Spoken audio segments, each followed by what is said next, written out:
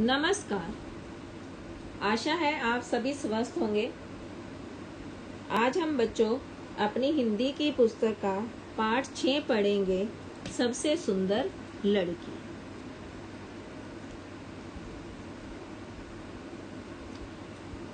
इस पाठ में बेटे एक लड़की के बारे में बताया गया है कि वह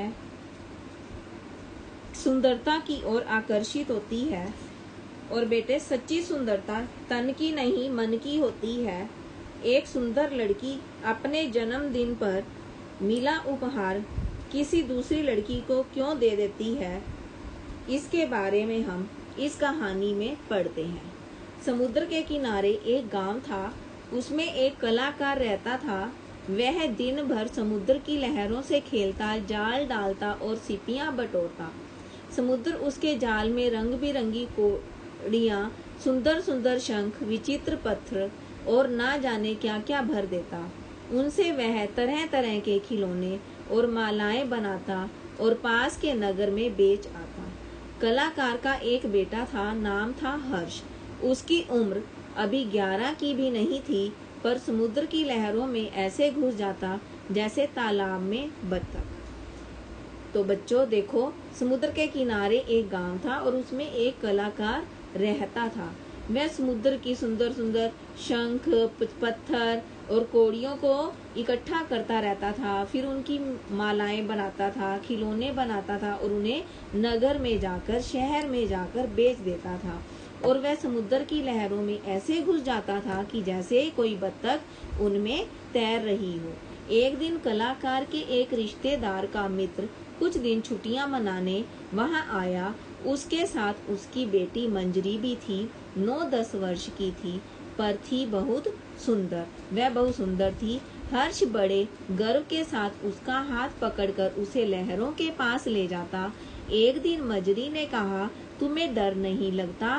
तभी एक बड़ी सी लहर दौड़ती हुई हर्ष की ओर ऐसे आई जैसे निगल ही जाएगी। मंजरी चीख उठी, पर हर्ष उछलकर उस लहर पर सवार हो गया और किनारे पर आ गया।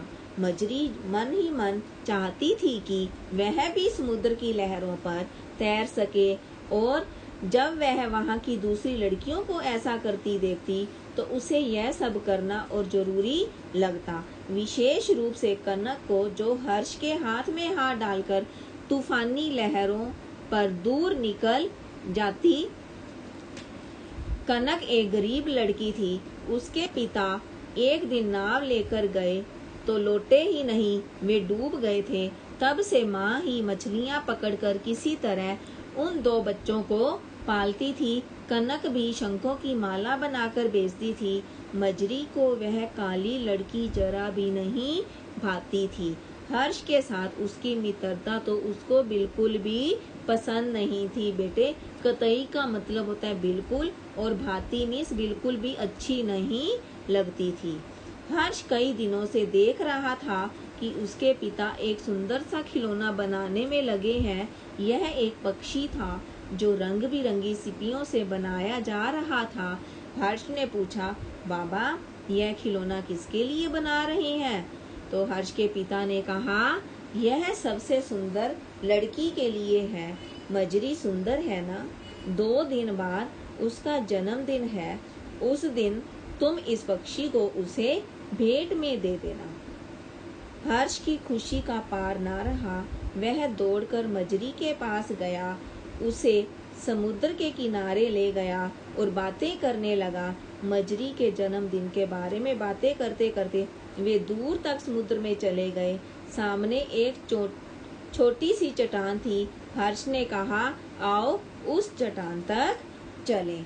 तो ठीक है, देखो बच्चों, यह पाठ में एक मंजरी लड़की का जन्मदिन था और हर्ष ने उसे, जो उसके पिता ने सीपियों से खिलौना बनाया था, उसके जन्मदिन पर उसे भेंट में दिया, अर्थात उपहार में दिया।